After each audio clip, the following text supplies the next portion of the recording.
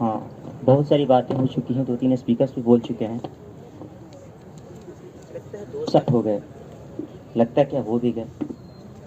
एक बड़ा अच्छा शेर है, किसी ने कहा था कि लगा के शहराग को ये बादशाह ने कहा, उठा है आज शौक दिल में तमाशे का बहुत, सर झुकाकर सभी शाह परस्त बोल उठे, हुजूर का शौक सलामत रहे हैं शहर और बहुत। आज हमारे मुल्क हिंदुस्तान की बिल्कुल यही हालत है। एक तानाशाह नरेंद्र मोदी सत्ता में बैठे हुए हैं, देश को कैसे जलाना है, देश को किस तरीके से जालिमों के हाथ लुटवा देना है, यह हमारे और आपकी नज़रों के सामने है। हमारा खून बड़ा मीठा लगता है। अब मैं ये अगर हमारा कह रहा हूँ, इसमें बहुत सारी चीज़ें शामिल हैं। एक तो छात्रों का खून बहुत उन्हें प्यारा है, हमारी पीठ बड़ी प्यारी है उनको, इसलिए कि जब उनका दिल नहीं भरता है जालिमों को, तो हमारे पीठ के ऊपर अपनी लाठियाँ बरसवा करके अपने दिल को तसल्ली पहुँचा लेते हैं। हमने क्या देखा कि इसी जेएनयू जैसे कैंपस में 2020 5 जनवरी को गुंडे घुसवा करके अटैक करवाया गया। ज़बरदस्त अटैक हुआ, पूरी दुनिया ने देखा। उसी वक्त पैरेलल एक मूवमेंट चल रहा था एनआरसी सीएए, पूरे देश में आवाज़ उठ रही है। शर्जील इमाम ने एक प्रोटेस्ट खड़ा किया। उन्होंने जिस तरीके से मुसलमानों को यहाँ पर डराने की कोशिश की जा रही थी, उनको एक तरीके से इस देश से बाहर करने की नापाक साजिश की जा रही थी, इस गवर्नमेंट को बेनकाब करने की कोशिश की उन्होंने।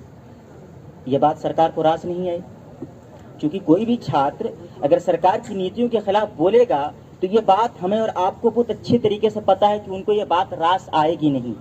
और मुझे आज तक ये बात समझ में नहीं आई कि चक्का जाम सेडिशियस कैसे हो गया।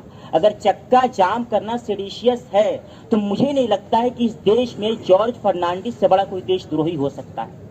इसलिए कि वो जॉर्ज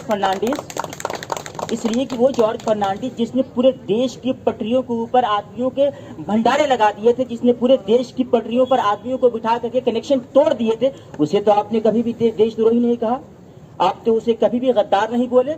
इसे आप देशद्रोही क्यों कह रहे हैं? इसलिए कि एक खास समुदाय से ताल्लुक रखता है, एक खास तबके से ताल्लुक रखता है। उमर खालिद, अच्छा बहुत लोगों को ये लग रहा होगा कि 2015 या 16 में जब उमर खालिद को गिरफ्तार किया गया था सेडिशियस चार्ज में, तो उस वक्त गिरफ्तार करके उसे छोड़ क्यों दिया गया? तो मुझे याद आता है, मैं उस वक्त एएमयू में था, किसी शायर ने कहा था कि कोई कसर नहीं छोड़ी भक्तों ने आग लगाने में, उनको महारत हासिल है रस्सी को सांप बनाने में। और अच्छा था कि उमर तुम्हारे साथ कन्हैया शामिल था, वरना उमर बीत जाती जेल से बाहर आने में, आप देख लीजिए यार, आज कोई कन्हैया उमर खालिद के साथ नहीं है, 2 सालों से बाहर है, जेल के अंदर है उमर खालिद। होता कोई कन्हैया कुमार उसके साथ, होता कोई अनिर्बान भट्टाचार्य, आज उमर खालिद सलाखों से बाहर होता। उस वक्त इसलिए छोड़ दिया गया था जब शर्जील इमाम को इस कैंपस में शर्जील इमाम के लिए आवाज उठाने की बात की जा रही थी, तो सारी लेफ्ट की पार्टियां, मैं किसी को क्रिटिसाइज नहीं कर रहा हूं, जो नरेशन चल रहा था मैं वो बात बताने की कोशिश कर रहा हूं। सारी पार्टियों ने कहा कि हम सपोर्ट करेंगे, लेकिन हमारा एक कंडीशनल सपोर्ट होगा। क्या सपोर्ट होगा भाई? वो ये सपोर्ट होगा कि शर्जील इमाम का हम सपोर्ट इस शर्त के साथ करते हैं कि उनके साथ हमारा पॉलिटिकल डिफरेंसेस हैं। मैंने कहा कि अच्छी बात है, आप यहाँ पर पॉलिटिक्स करते, एक पार्टी का दूसरी पार्टी के साथ आइडियोलॉजिकल डिफरेंसेस, पॉलिटिकल डिफरेंसेस, सारी चीजें होती हैं, लेकिन ये बात तो हमारे घर की है। हम राउंड टेबल पर बैठ करके उसको दूर कर सकते हैं, उन सारी चीजों को सॉल्व किया जा सकता है। लेकिन आप इसके साथ ये कंडीशन क्यों लगा रहे हैं? आप भूल गए 2016 जब कन्हैया कुमार के लिए आप सारे पॉलिटिकल डिफरेंसेस को किनारे रख करके 25-25 गाड़ियां इंडिया गेट पर लेकर के जाते हैं। शर्जील इमाम के लिए कितनी गाड़ियां निकली बाहर में बता दीजिए आप? कितने प्रोटेस्ट आपने, कितने मार्च आपने इस गेट से बाहर निकाले हैं? बड़ी मुश्किल से इसमें कुछ चेहरे होंगे जो अपनी सिर्फ पार्टी धर्म बचाने के लिए आए हैं। बड़ी मुश्किल से यहाँ पर कुछ चेहरे होंगे जो अपनी पार्टी धर्म को निभाने के लिए आए हैं। सवाल तो ये कैंपस का है। हमें शर्म आनी चाहिए इस सरकार, मैं ये कहता हूँ कि सरकार को शर्म आनी चाहिए कि तुम ऐसे छात्रों को सलाखों के पीछे डाल रहे हो जो तुम्हारे देश के मुस्तकबिल हैं, जो तुम्हारे देश के भविष्य हैं।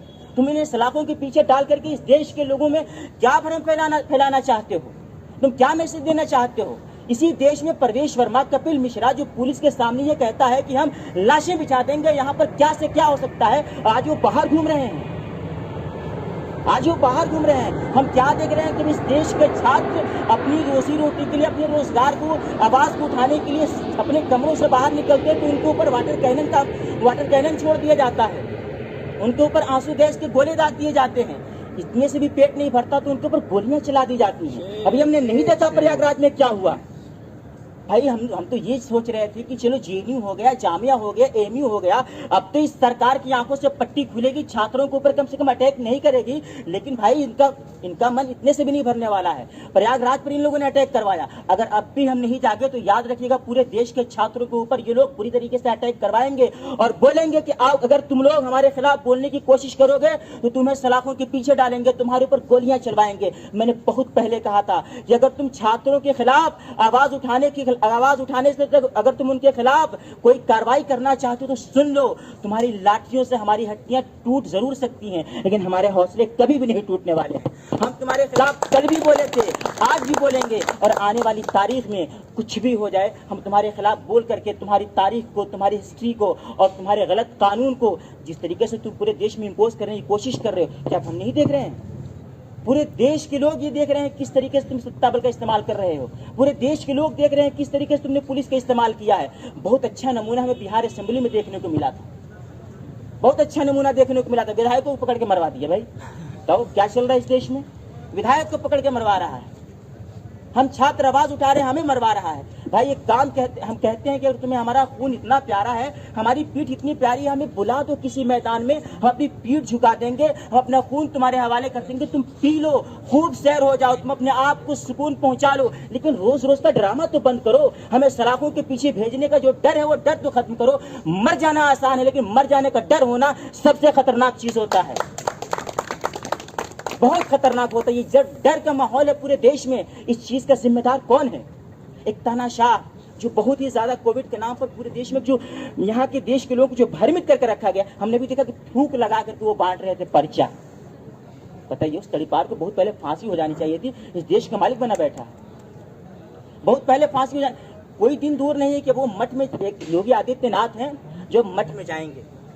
साथियों बस इन्हीं चंद बातों के साथ अपनी बात खत्म करता हूँ। जिस तरीके से इस कैंपस के छात्रों ने हर एक मोमेंट में बराबर की जिम्मेदारी के साथ एक अपना पार्टिसिपेशन दे करके इस कैंपस को बचाया है, यहाँ के इथॉस को बरकरार रखा है और despite of caste, despite of gender, despite of religion यहाँ के इश्यूज पे खड़े हुए हैं। मैं यही गुजारिश करूंगा कि चाहे किसी भी धर्म का हो, किसी भी जेंडर का हो, किसी भी कास्ट का हो, आप उसके लिए खड़ा होइए। बाहर के लोगों में संदेश दीजिए कि जेएनयू सबके साथ खड़ा होता है, चाहे वो किसी भी धर्म का हो, किसी भी जात का हो, किसी भी मजहब का हो, किसी भी इलाके का हो। हम उसके साथ उसके धर्म की बुनियाद पर खड़ा नहीं होते हैं। अगर उसके साथ जुल्म हुआ है तो हम उसके साथ खड़ा होंगे, अगर उसके साथ नाइंसाफी हुई है तो हम उसके साथ खड़ा होंगे। बहुत गलत मैसेज जाएगा अगर आप लोग धर्म के नाम पर और जात के नाम पर उसके साथ खड़ा नहीं होंगे तो। इसलिए कि यह गलत मैसेज जा चुका है। इसलिए कि कन्हैया कुमार के नाम पर जब इतनी गाड़ियां बाहर लेकर के जा सकती है तो शकील इमाम के नाम पर क्यों नहीं लेकर के जा सकते हैं? आपके जो अंदरूनी झगड़े हैं, अंदरूनी जो मामले हैं, बैठिए राउंड टेबल पर उसको सॉल्व कीजिए। बहुत सारी चीजें इस कैंपस में सॉल्व हो गई। क्या आपको वो सारी चीजें सॉल्व करने के लिए मीडिया के सामने की जाने की जरूरत है, या आपको पूरी दुनिया के सामने टंका पीट करके ये बताना है कि हमारा पॉलिटिकल डिफरेंसेस उसके साथ है? अरे भाई है, ये पूरी दुनिया जानती है। क्या दूसरी पार्टियों के साथ तुम्हारा नहीं है डिफरेंसेस? लेकिन तुम वहां तो अनकंडीशनल सपोर्ट देते हो, लेकिन यहाँ पर कंडीशनल सपोर्ट देने के बाद क्यों कर रहे हो? तुम्हारी नीयत, तुम्हारी मंशा पर मुझे शक है और ये शक जाहिर हो रहा है। अगर तुम्हारी नीयत साफ होती तो तुम सारी चीजों को बालाए ताक रख करके आते फ्रंट पर बोलते कि हम तुम्हारे साथ खड़ा हैं। लेकिन ये चीज नहीं हुई है। ये सारी चीजों को दूर कीजिए और उसके बाद इस कैंपस के बाहर एक संदेश दीजिए कि हम जेनवाइट हैं, हम जेएनयू के छात्रों के लिए खड़ा होते हैं। बल्कि जेएनयू के बाहर अगर देश में किसी के साथ नाइंसाफी होती है तो हम उसके साथ भी खड़ा होते हैं। ये मैसेज आप कब दीजिएगा? सिर्फ उन्हीं लोगों को दीजिएगा जो आपके मन को मोहते हैं, जो आपके मन को भाते हैं। क्या आप उन लोगों को नहीं दीजिएगा जो आपके खिलाफ बोलते हैं, जो आपके खिलाफ आवाज उठाते हैं? इन सारी चीजों को नजर में रखते हुए जेएनयू से खूबसूरत पैगाम जाना चाहिए। बस इन्हीं चंद बातों के साथ मैं अपनी बात खत्म करता हूँ। शुक्रिया। इनकलाब जिंदाबाद।